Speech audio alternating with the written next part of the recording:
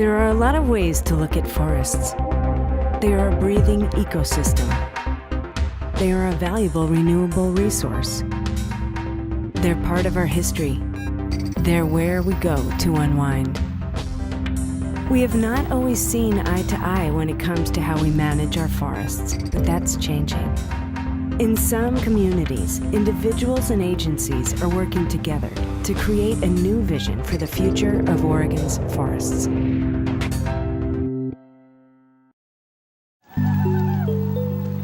Decades of disagreement between different factions or interest groups has left us with a forest that is out of whack with its original state.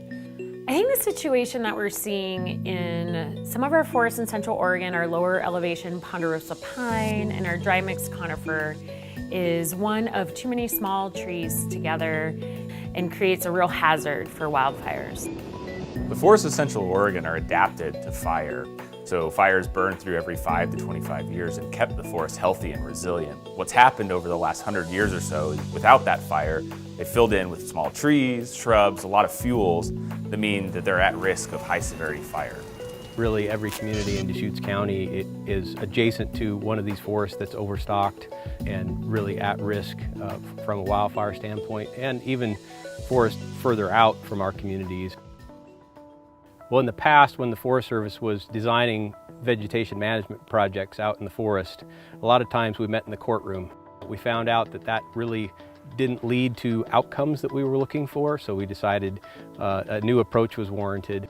So what I did on this side is... The Deschutes Collaborative formed as a way to solve some of the intractable problems that were preventing any meaningful work from getting done. The collaborative, they're a diverse group of stakeholders, and their mission is to get together and recommend treatments that everyone can agree on.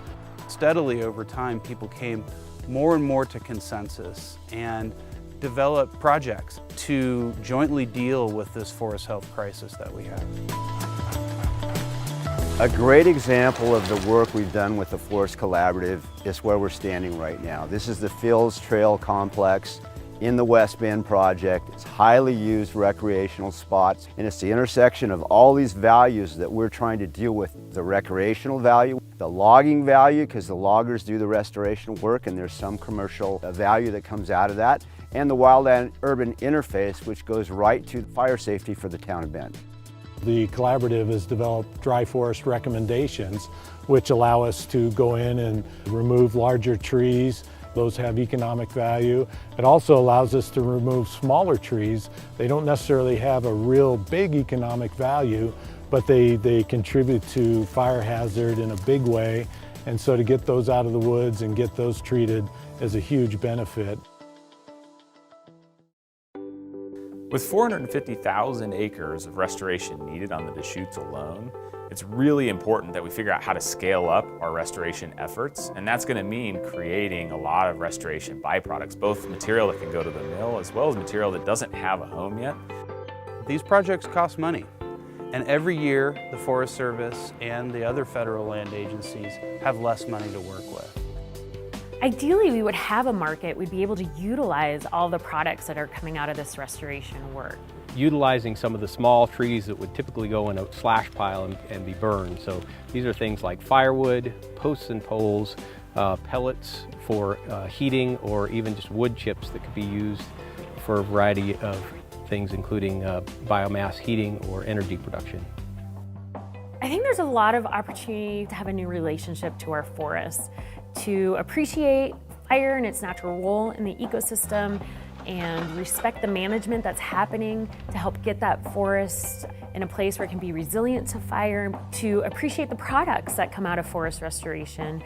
For every dollar that we generate here locally, it circulates and creates other jobs. So there's an enormous opportunity here. Well, it's critically important that our science continues to guide forest restoration efforts going forward. If this is science-based restoration, based on our understanding of how these fire-adapted ecosystems evolve and what they need to be resilient and healthy again to future fire, to climate change, to drought, that should be the driving force of future restoration efforts in Central Oregon. We're solving a lot of problems moving forward. Safety, for the community and reduce fire risk, improved economics in utilization of the material, and improved ecology on the forest itself. How was the forest before everybody came here and mucked it up? And we'll never get it completely back there, but we can get it in that direction a long ways, and it'll be a better forest for everybody.